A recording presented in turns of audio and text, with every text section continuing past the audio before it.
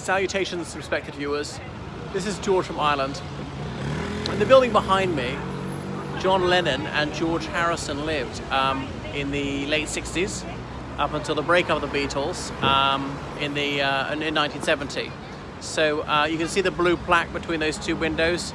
It's there. That's where it is, that building. And I think I'm right in saying the last time the Beatles ever performed together was on the roof of that building. So, the Beatles, well, for some of the junior generation, their story will not be so well known. These four men were born in Liverpool, in the United Kingdom. John Lennon was born in 1940, slightly older than the others. And they grew up in working class families. They went to, what's it called? I think it's called Liverpool City College at the end. They were all in art school. And they originally called themselves the Quarrymen. The drummer, Ringo Starr, he was a drummer for a number of different bands, but this is the one that got really successful. He stayed with them.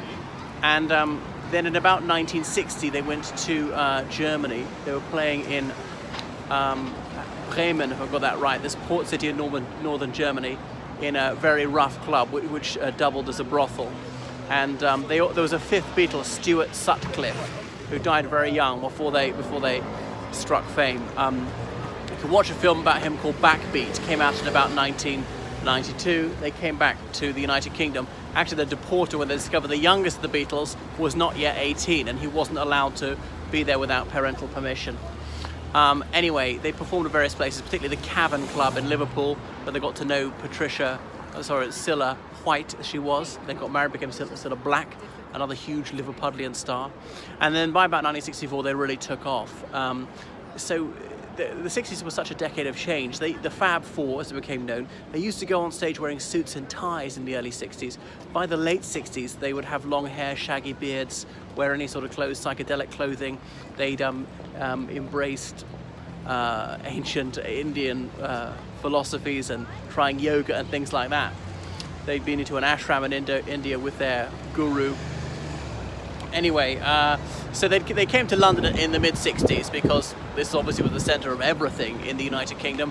They could perform a bit more. They did a Royal Command performance in about 1965. That's in Albert Hall. It's sort of a charity thing when the Queen is going to be there.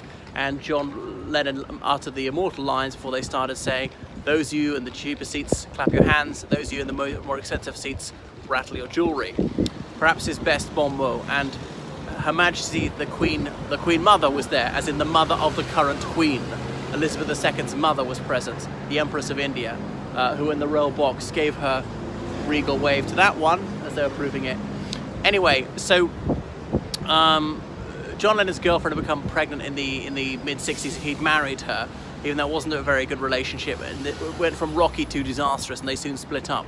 But he was told to keep the marriage secret because many of his fans were adolescent girls who fantasized they could one day wed him, and if it was known he already had a wife, then that would be commercially disadvantageous. But he soon split up with her. He married Yoko Ono, and some people said, oh, she was a home breaker and she caused the Beatles to split up and so on. A Japanese artist.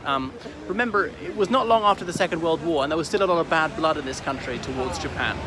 And John Lennon married his American girlfriend, another artist. I can't think what her name was. Something beginning with C. It wasn't Cynthia, was it? Anyway, 1970 they split up. They all went their separate ways. So John Lennon, as you may know, was shot dead in New York in 1980. I can't remember the man's name. Was it Chapman? He's still in prison, I believe. Yoko Ono always opposes his release on parole. George Harrison, well, he had his own band. I Got My Mind Set on You was one of his hits. My Sweet Lord, to do with whatever branch of Hinduism he subscribed to. I